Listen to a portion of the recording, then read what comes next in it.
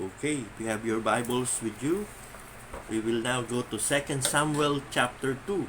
We saw yesterday David's rise to power, at ngayon po ang ating pong titingnan is the two kingdoms in Israel. Basically po, pag sinabi nating Israel, we know that Israel is composed of 12 tribes. Di po ba? The 12 sons of Jacob became the heads of the 12 tribes, and the 12 tribes of Israel composed the whole nation of Israel. Pero nung nagkaroon na po sila ng king under King Saul, namuo po ang hidwaan. Nagkaroon po ng pagkakahati-hati. Dahil si King Saul po, hindi po siya naging healing king. He is very vindictive, at alam naman po natin, talagang lahat ng pagtatangka at lahat ng magagawa niya, sinikap niya para ma-put down at mapaslang si David. Si David po is from the tribe of Judah. At hindi po nagustuhan ng tribe of Judah kung paano yung kanilang champion, yung kanilang supposedly to become the next king of Israel ay tinatrato. Kaya dito po makikita natin sa 2 Samuel chapter 2 from verse 8 to 32, nagkaroon po ng dalawang kaharian. Nahati po ang nation of Israel because when Judah anointed David to be the king, hindi po sumang-ayon yung other tribes. Anong nangyari? Babasahin ko po yung salaysay. But Abner, the son of Ner, beginning in verse 8, I'm reading from verse 8. But Abner, the son of Ner, captain of Saul's host or army, took Ishbosheth, the son of Saul, and brought him over to Mahanaim. May anak pa pala si Saul. Napatay yung kanyang 3 sons sa battle, pero dito biglang sumulpot itong si Ishbosheth. Ang pangit ng pangalan niya, no? Parang sa atin ang tunog buisit, di ba? Ishbosheth. Ang sabi po, itong si Abner, na siyang captain or general of the army of Saul, nung nalaman niya na si David ay itinanghal bilang hari sa Judah, agad siyang nag-establish ng revolutionary government. Bakit po natin sinabing revolutionary government? Kasi ayaw nila ng gobyerno ni David. At kaya isa pa bagay na tinawag itong revolutionary government ay sapagkat ang namagitan dito at ang namayani dito ay hindi naman yung will of the people, kung hindi yung military takeover. At ito nga po ay sa pangunguna ni Abner.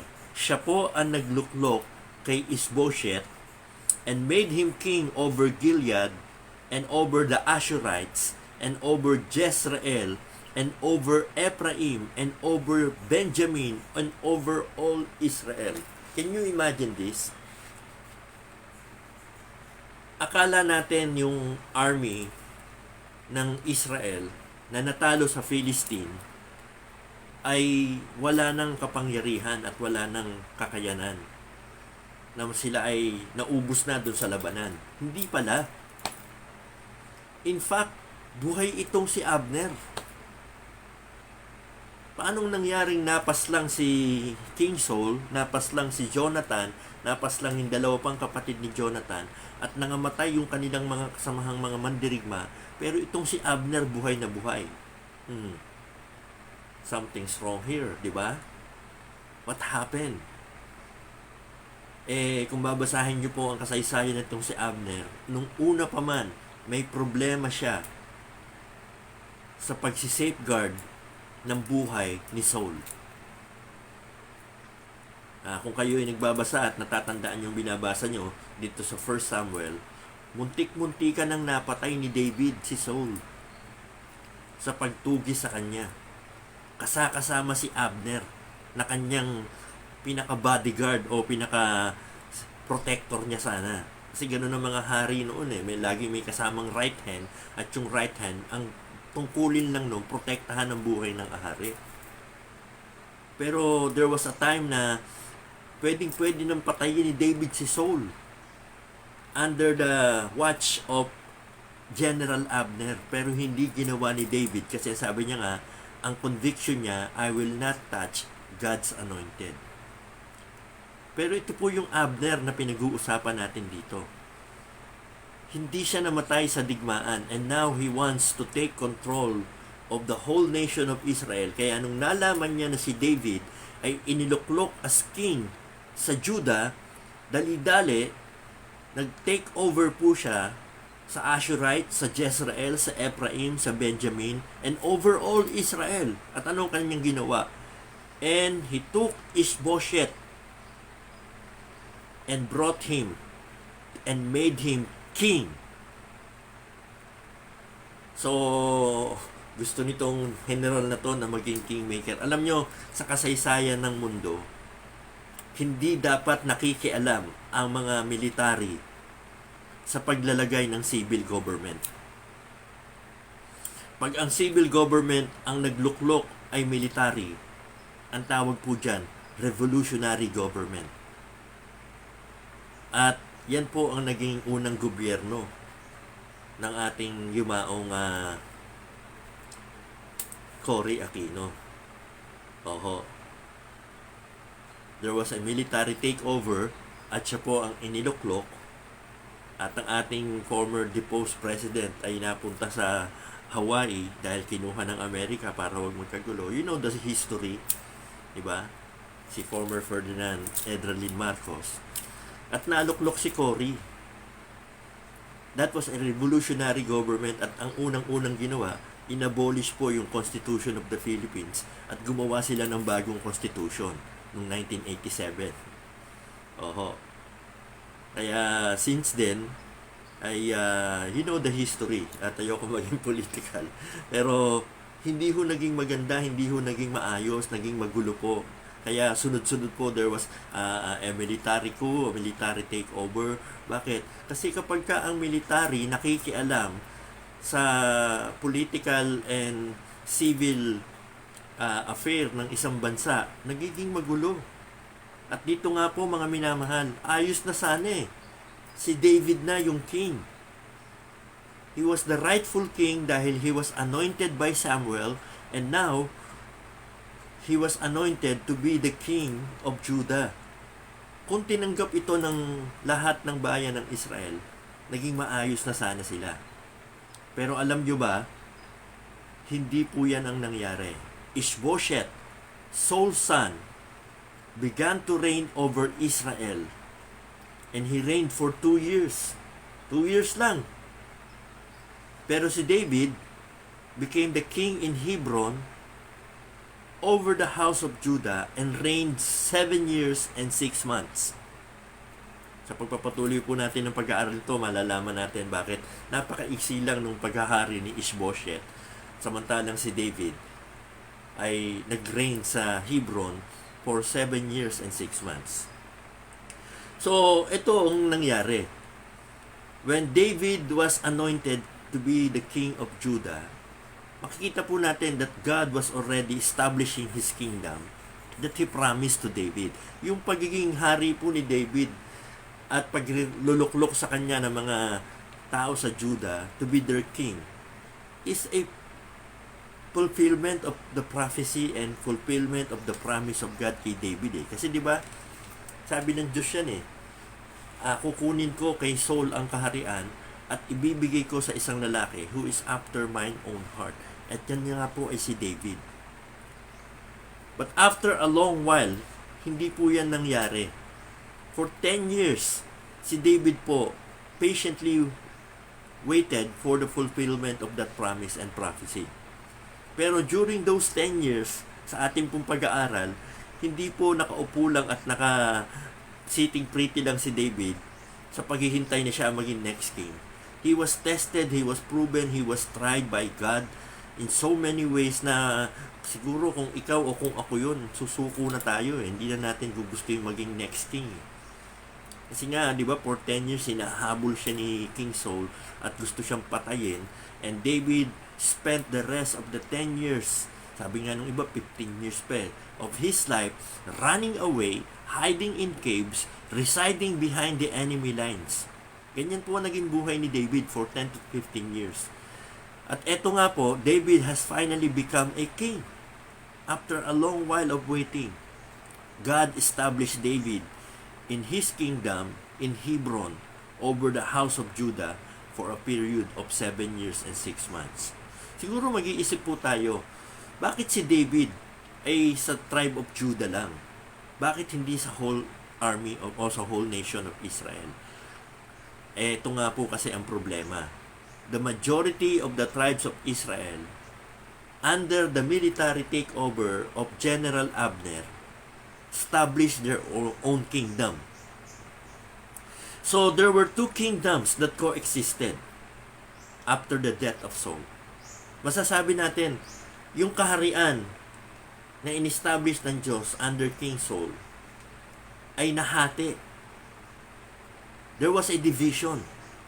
And so nag-coexist for a while itong kingdom of Judah at itong kingdom taken over by a military, si General Abner, sa Israel. Paanong nangyari ito?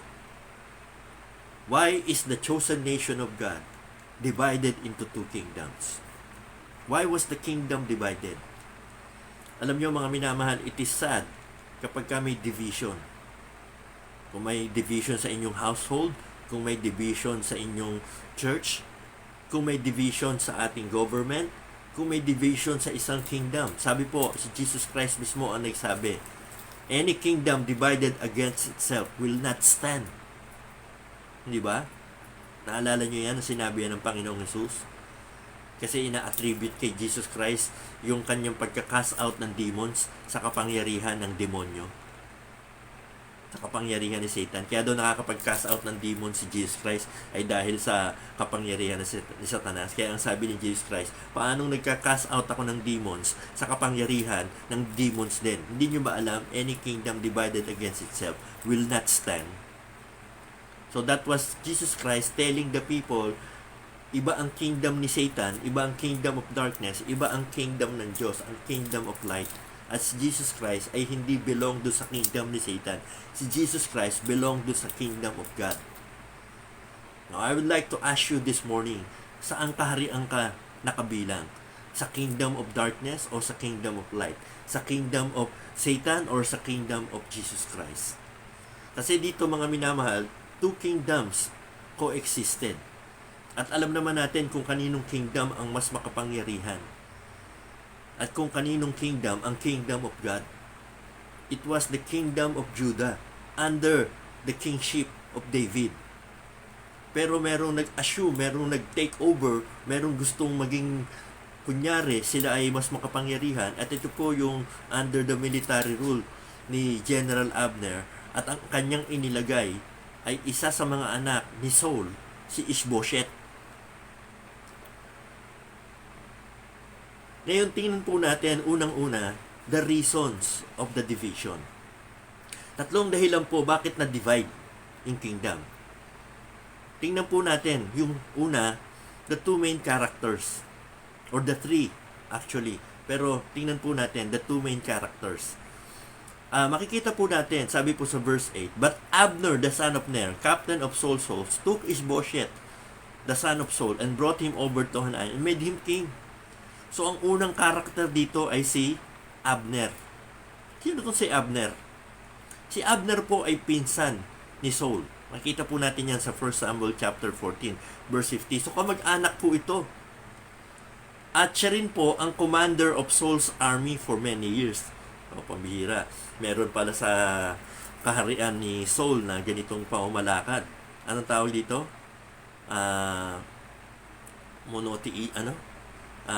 Nepotism. Yung ang kinukuha mo na mga tauhan mo, mga pamilya mo din. So, una silang nagtagpo ni David doon sa kiniwento ko sa inyo kanina. That's the first time David and Abner met. Nung pinagsasabihan ni David si Abner, pinabayaan mo yung leader mo. Munti ko nang napatay ang hari mo, pero hindi mo binantayan ang buhay mo. At doon po nagkaroon ng challenge si David kay Abner. Nang nagkaroon siya ng pagkakataon na paslangin si Saul, pero hindi niya ginawa because Saul was Saul's anointed. Nakakahiya po si Abner noon. Napahiya po siya kasi binulgar ni David ang katotohanan na hindi niya kayang pangalagaan ang kaligtasan ng kanyang hari. At mula po noon, itong si Abner ay nagalit na kay David. Dahil ipinoint out ni David sa kanya ang kanyang kapabayaan at ang kanyang kakulangan to protect and to safeguard his king, Saul. Sino naman to si Isbosheth? Parang tunog Bosheth lang to, kaya shit. Pero sino to si Isbosheth? Alam po ninyo, ang sinabi lang sa atin ng Bible na anak ni Saul ay 3. At yan po ay sa pangunguna ni Jonathan in 1 Samuel chapter 31 verse 6. So there's no previous mention of Isbosheth among the sons of Saul. So it is possible na kung anak ni Saul itong si Isbosheth, siya ay isang illegitimate son. Anak sa labas. Or the son of a concubine. Hindi talaga siya anak ni Saul that is legitimate to take over the kingdom. Hindi po siya talaga royalty. Sabit lang po ang kanyang pamilya. Pero, anyway, siya po yung ginawang king nitong si Abner. So nakita po natin the 2 main characters. Tingnan po natin the 3 main causes. Bakit na-divide ang kingdom? Because of these 2 main characters, si Abner at si Isbosheth. At mag-iingat po kayo sa mga ganitong karakter na alam nyo na, nagiging cause ng division. Laging may main player sa division. Hindi po basta nahahati ang isang simbahan o ang isang pamilya o ang isang gobyerno o ang isang kaharian. Laging may mga main players. At dito po, the 2 main players, the 2 main characters na siyang dapat nyong pinapansin pag may division at iiwasan po ninyo at mamarkahan po ninyo at huwag kayong sasama. Dito po, on this case, si Abner at si Isbosheth. Now, tingnan po natin the 3 main causes. Bakit nagkaroon ng division? Nakita natin kung sinong dahilan. Ngayon tingnan natin anong dahilan. Ang unang-unang dahilan, at ito po ang laging nagiging pangunahing dahilan, is the hunger for power. Yung kagahaman sa kapangyarihan. At sino po rito ang gahaman sa kapangyarihan? Si Abner. Kasi for sure, hindi siya gagawing top general ni David.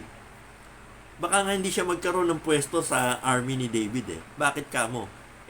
Napatunayan ni David, siya isang pabayang general. Siya hindi mapagkakatiwalaan ng buhay. Diba? He was guarding the life of Saul, at kung hindi nagpigil si David at kung si David ay hindi sumunod sa kalooban ng Diyos, napatay ni David itong si Saul under the watch and guard of Abner.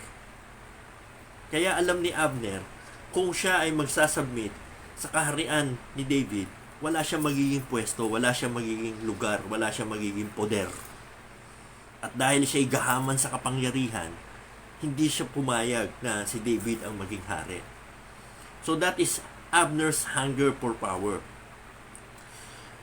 Pangalawa, makikita po nating dahilan not only the hunger for power of General Abner, but number 2 is the half-heartedness and preference of Israel. Hindi lang naman po si Abner ang may problema dito . The whole nation of Israel. Kasi sino ba naman yung isang tao? O sabihin natin, sige, may military might siya. Pero pwede naman yung people power, di ba?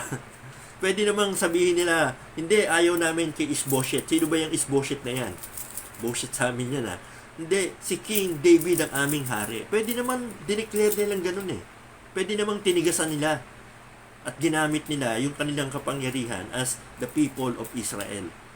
Pero hindi. Ang problema kasi sa Israel during this time is their half-heartedness and preference. It seems strange that many of the tribes preferred Isbosheth than David. Strange talaga yon na nagpasakop sila sa isang lalaki na wala namang history of uh, fighting for Israel. Wala nga siya ron sa battle, di ba? Kasi kung nandun siya sa battle, di dapat pati siya patay na. Pero habang nagipagdigmaan yung kanilang hari sa Philistine, eto si Abner at eto si Isbosheth, siguro nagkakape-kape at binabalak na nila na kapag ka namatay yung tatay mo, ikaw ang gagawin kong hari. Hindi tayo papayag na si David ang maging hari. Pero ang Israel, lagi na lang ganito sila. Sabi nga ng Panginoon, ang Israel is like a cake, half-baked.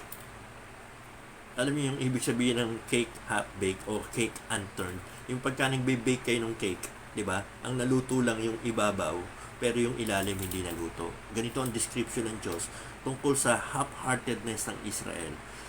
Na kapag sila ay sumusunod sa Diyos, laging half-hearted, parang si Saul. He did not completely obey God. Kasi mas inuuna niya yung kanyang preference kaysa sa magkaroon siya ng conviction to obey God. Pag ang pinairal po natin sa buhay natin yung ating preferences sa halip na yung ating conviction, hindi ho tayo susunod sa Diyos. Ang conviction po ay nagro-root out of your obedience to God's will and what the Word of God said. Ang preference po ay yung sarili mong kagustuhan base sa inaakala mong kalooban ng Diyos. Kung hindi yan black and white from the Word of God, that is preference. But if it is from the Word of God, that is conviction. At ang conviction po natin dapat doon nag-uugat sa salita ng Diyos. Pero ang problema po sa Israel, half-hearted po sila sa pagsunod sa Diyos. Pangatlo, paano nangyari itong division na ito? Una, nakita natin Abner's hunger for power. Pangalawa, nakita natin Israel's half-heartedness and preference. Pangatlo, hindi po ito mangyayari had it not been for David's humility and patience. Yes, David's humility and patience. Si David po, mga minamahal, napaka mapagpahinuhod niya, napaka-pasensyoso niya, mapagkumbaba niyang tao. Kahit alam niya na si Isbosheth ay hindi naman rightful heir to the throne of King Saul, at kahit alam niya na tapos na yung paghahari ni King Saul at siya na talaga yung rightful king because he was twice anointed by Samuel the prophet and by Judah, the tribe that is reigning at that time. Actually, kaya po may kapangyarihan at may boses yung Judah to put up David and anoint David to be the king kasi sila yung pinaka powerful tribe noon. Pero hindi po ginamit ni David ang kanyang kapangyarihan. Hindi po ginamit ni David ang kanyang karapatan. At hindi po ginamit ni David ang kanyang kagalingan sa pakikidigma para i-put down and destroy the kingdom of Israel under the leadership of Abner and Isbosheth. Nakita po ninyo itong puso meron si David. Kasi yung iba, pag may karapatan, pag may kapangyarihan, kapag may, alam po ninyo yun, nasa kanya na lahat, hindi siya po pwede, hindi siya papayag na may mas mangingunat, mas mangingibabaw sa kanya. Hindi po ganyan si David. Si David po napaka-humble na tao. Si David po napaka-patient na tao. At hindi niya purpose na makipagtunggali sa kapwa niya, Israelite. Nakita natin how he respected King Saul. Na pwede niyang patayin pero hindi niya pinatay. Pero may katwiran. Sapagkat si King Saul naman ay rightful king at si King Saul naman ay anointed by God. Pero itong si Isbosheth, anong katwiran meron to? Anong karapatan meron to? Anong karangalan meron to? Wala. Pero nirespeto pa rin ni David yung decision ng Israel na si Isbosheth ang kanilang hari. Kahit kayang-kayang patayin naman to ni David at i-put down yung kaharian na yun. Why? Sapagkat dahil nga po, para kay David, kung magiging hari siya ng buong Israel, it must be from God. Not because ipinilit niya. He was not about to take the military power that he has and destroy the whole nation. Kasi kung nilabanan niya yung 10 tribes na pinangungunahan ni Abner at ni Ishbosheth, magkakaroon ng civil war. Magiging madugo. So, hindi po yan ginawa ni David. David, although he seemed to have every right to crush this man who stood in the way of his calling, yet out of humility in the Lord and respect for Saul's memory, David waited 7 years. Grabe, no? Nung sa time ni Saul, naghintay siya ng 10 to 15 years. Ngayon naman, sa time ni Ishbosheth, he waited for another 7 years. Can we be like David pagdating sa ating patience? Alam nyo, napakahalaga sa Kristiyano ng patience. At yan po ang dinivelop ng Diyos kay David. Kaya po, isa ito sa mga talagang hindi nasasabi, pero tunay na dahilan bakit si David ay tinawag na a man after God's own heart. Alam nyo ba ang ibig sabihin niyan? Na ang puso ni David ay kagaya sa Diyos. Opo. Paano naging kagaya sa Diyos? Di ba itong si David makasalanan to at maraming failure sa buhay niya? Oo.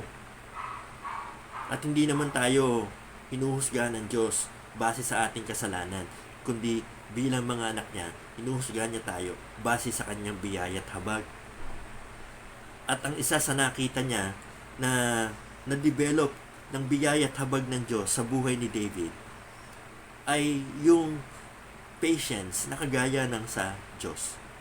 This is the same with Job. Si Job, di ba, nakita natin yung patience niya rin. Si David, mga minamahal, matindi din ang patience na na-develop sa kanya ng biyaya at habag ng Diyos. Nakita ni David, saan nakuha ni David to? Kasi wala po ni isa sa atin na may inherit na patience sa buhay natin. Wala ho.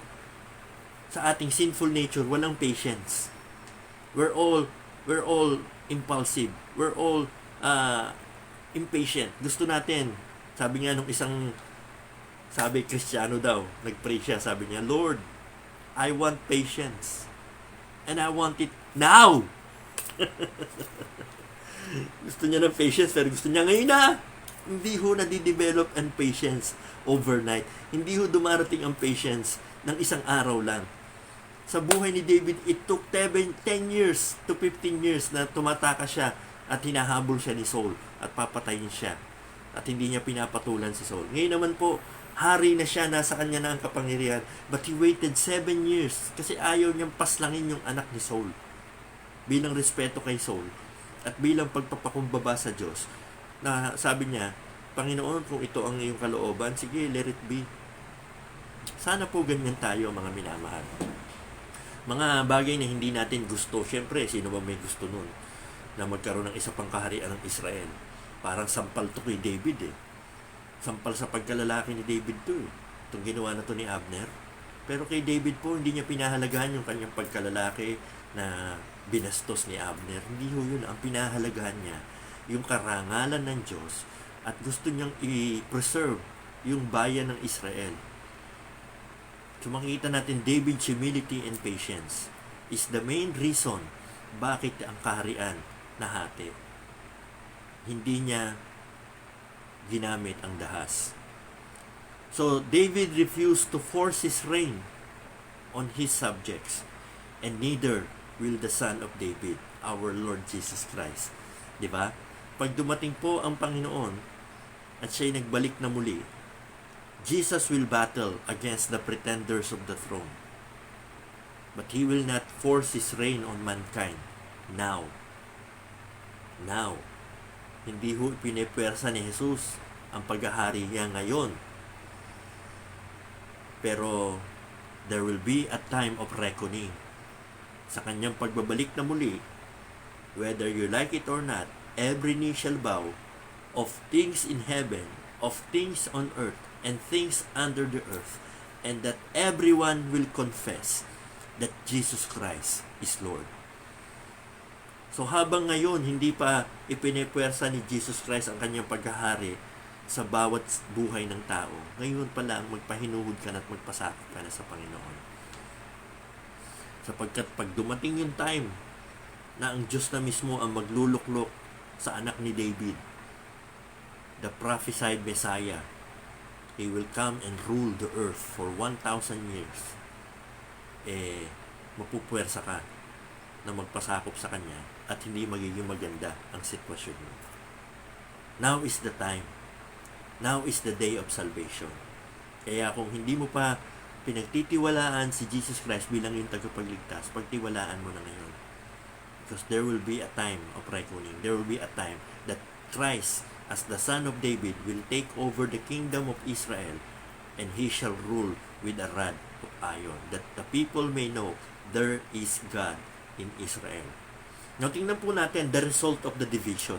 Anong naging resulta nito? Maganda ba ang division? Alam po ninyo mga minamahal, mas gusto ko ang division kaysa sa multiplication sa mathematics kasi parang mas madaling mag-divide kaysa mag-multiply. Pero alam nyo po, ang kalooban ng Diyos sa kanyang iglesia is to multiply and not to divide. Pag nagbasa kayo ng Book of Acts, ang church po, the early churches, they are multiplying, not dividing. Ngayon, ang mga Baptist churches, dividing not multiplying Oho. Kasi laging may Abner, laging may Isbosheth, laging merong gutom sa kapangyarihan, at laging merong nagpapagamit sa kapangyarihan. Wag ho tayong ganito. Bakit? Ano ba ang resulta ng division? Nakita po natin the reasons of the division. Nangintingnan po natin the result of the division. Unang result po is conflict among the brethren. Ito yung iniiwasan ni David. Yung magkaroon ng conflict among the brethren. Ang sabi po from verse 12 hanggang dito po sa verse 13, itong si Abner, humingi siya ng meeting with Joab. Sino naman si Joab? Si Joab po ang general ni David. Sabi nila, sports lang. Sports lang. Laro lang tayo. Let's come and play. Yun ang usapan ha. Meron kaming players, 12. Meron silang players, 12. Hindi ko alam kung anong laro to na binubuo ng 12. Siguro soccer. Kasi 12, hindi pwedeng basketball. Ang basketball, 5 lang. 12. Abay, akalain mo nung magpanagpo na nagsaksakan. Sabi, sports lang maya-maya nagbanata na. Buti ko ang banatan, sapakan lang, kamukha sa basketball. Hindi. Nagsaksakan sa fifth rib. Laging po ang saksak nila sa fifth rib. Ito po yung very deadly blow. Out of 24 men who played, none survived. Ganon ang nakatanim na galit sa kanila sa isa't isa among their brethren. Hindi ho maganda kapag may division among the brethren. At nakita natin the conflict. Nagpatayan po sila. Tinawag po yung lugar na yun na Helkatz Hasurin, na ang ibig sabihin, the field of sword. Abner and Joab, each of them were top men, military men who were completely devoted to their cause. At dahil dito, nadama yung kanilang mga tauhan. Mga kabataan po ito yun. Mga young military officers The best of the best. Sipin nyo. Itong mga 12 nito, itong 24 young men na ito, they could have lived their lives longer and more useful for the glory of God. Pero napaslang lang nung araw na yun. Kaya, this was diabolical play where each man thrust his sword into the body of each other so that 24 fell down dead together. Now, tingnan po natin, nakita po natin, dito po, ang problema po, the conflict. Now, tingnan po natin the consequence. Pagka may conflict among the brethren, laging may consequence. What is the consequence of the battle? Akala nyo ba doon huminto yung patayan na nagsimula lang dapat sa sports lang, laro lang, tapos naging madugong patayan? Hindi huminto doon. Ang consequence po nito, sabi po sa verse 17, and there was a very sore battle that day. Kaya nga si David nagpakumbaba at kaya nga si David ay naghintay sapagkat ayaw niya at itong iniiwasan niya. Pero si Joab, hindi pareho ni David. Naiinit ang ulo ni Joab. Hindi niya gusto yung ginawa ni Abner.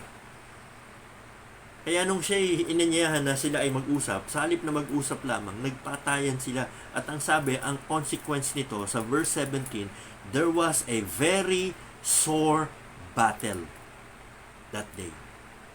And Abner was beaten, and the men of Israel before the servants of David.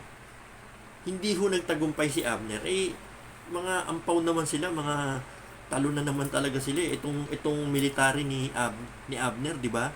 Hindi nga to lumaban sa Philistine sa takot samantalang itong army ni David under Joab, mga bihasa po ito, mga talagang sabi nga po ang mga tahid nito ay matindi.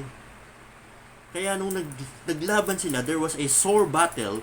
Abner was beaten. At alam po ba ninyo kung ilan na namatay sa hanay ni Abner?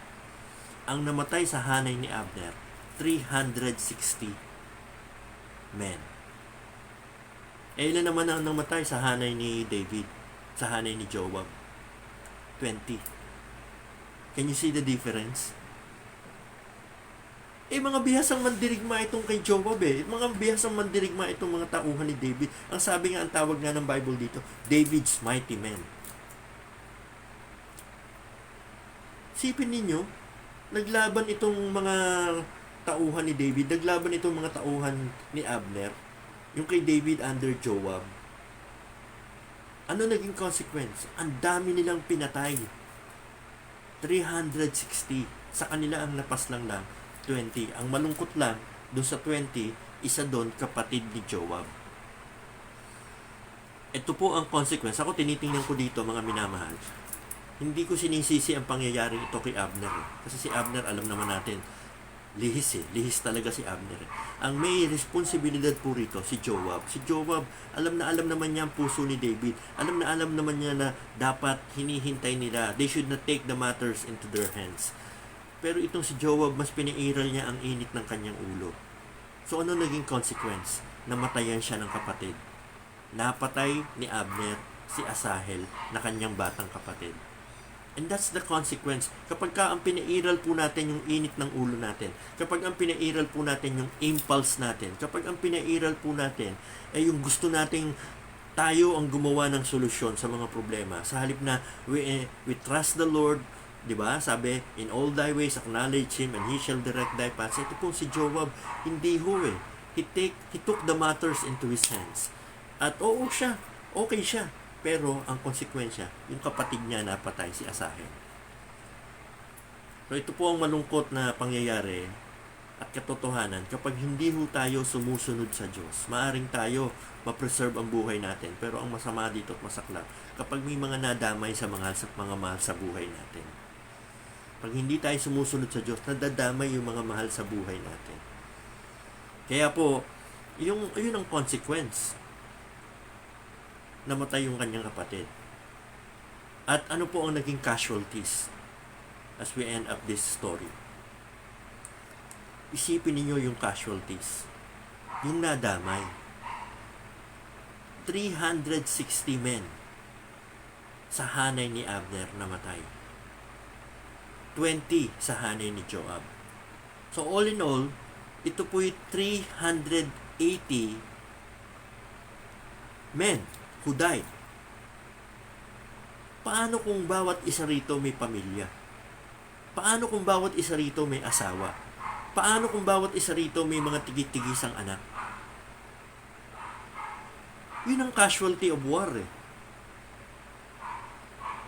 Pag nag-aaway-away po ang isang iglesia, mabuti sana kung kayo-kayo lang May casualty, may nadadamay At ang nadadamay yung mga inosente, ang nadadamay yung mga dapat sana makalago pa sa gawain, dapat sana makatibay pa, maging hindi Yung mga bagong Kristiyano nadadamay tuloy, hindi na lumalago, natitisod, na-offend, umaalis na ng church dahil sa pag-aawayan ng mga supposedly leaders ng churches na dapat sana nagtataguyod ng iglesia, pero ang ginagawa nila, hinahati nila yung iglesia. Dito po nakita natin yung casualty of war. How many families lost a provider? How many housewife lost a husband? How many children lost their fathers? Dahil sa init ng ulo nitong si Joab. At dahil sa katampalasanan nitong si Abner. Kaya ako sa inyo, huwag kayong patangay sa init ng ulo. At huwag kayong sumunod sa mga tampalasang leader kagaya ni Abner. Mag-isip ka muna bago ka makilahok sa ganyang awayan sa simbahan, sa mga division sa churches. Mag-isip ka muna. Di ba ang church sa Corinth na divide sila? Sabi ng iba, ako kay Paul, ako kay Silas. O ako kay Paul, ako kay Apollos, ako kay Peter. Tapos sabi ng iba, ako kay Jesus Christ. 4 na hati ang nangyari sa church. At lahat itong 4 na to, mali. Kahit yung nagsabing kami kay Jesus Christ, mali. Kasi dapat, ang kanilang naging side is the side of the pastor. May pastor sila at that time eh. Hindi naman si Paul, hindi naman si Peter, hindi naman si Apollos. At definitely, hindi si Jesus Christ. So, sinong pastor nila at that time? Dapat doon sila nag-side. Tandaan po ninyo kung ayaw nyo ma-divide ang inyong church, laging ang side nyo sa pastor nyo. You should always take the pastor's side because the pastor is God's gift to the church para ang church po ma-unite, ang church po mag-grow, ang church po mag-progress. Huwag po nating kalabanin. Kasi ito ang nangyari dito eh. Sino na ba dapat ang leader? Si David na. At dapat yun ang sinunod nila, pero hindi nila sinunod. Kaya I want you to make a rightful decision every time that there will be a conflict like this. Huwag ho kayong pumanig sa mga nag-aastang kala mo kung sino. Laging, you take the Lord's side. You take the pastor's side. Sabi nga ni Apostle Paul, follow me as I follow Christ. At sana po, i-preserve natin ang unity ng church. I-preserve natin sa bahay, i-preserve natin ang unity ng family. Sino ba dapat ang nasusunod? Mga nanay, excuse me, pero dapat ang nasusunod si tatay. Mag-submit po kayo sa inyong asawa. Mag-submit po kayo sa head of the family. Wala hong nilagay ang Diyos na authority sa sino mang babae. Laging ang authority po ay nasa lalaki. Why? Because our authority figure is God and He is the Father, not the Mother. Alright? Hindi po God the Mother, God the Father. Kaya yung mga nanay po, let us put ourselves in our rightful place. Mag-submit po tayo sa authority. At ang authority po sa church ay ang pastor, sa bahay ay ang father, at lagi pong lalaki ang nilalagay ng Diyos. Hindi dahil sa may kakulangan ng babae, kung hindi dahil sa ang ating authority figure is God Himself who made us known that He is the Father in heaven. Kaya mga minamahal, wag ho tayong mag-go against the authority. Let us not cause division and confusion and conflict sa kung saan tayo kabilang na community, family, or church. Let us put ourselves in our rightful places. Let us humble. Let us be like David, who is humble and patient sa mga nangyayari sa buhay niya. Amen? God bless each and everyone. Thank you po sa inyong pakikinig. At sana po, kayo po ay napagpala ng salita ng Diyos. Tayo po.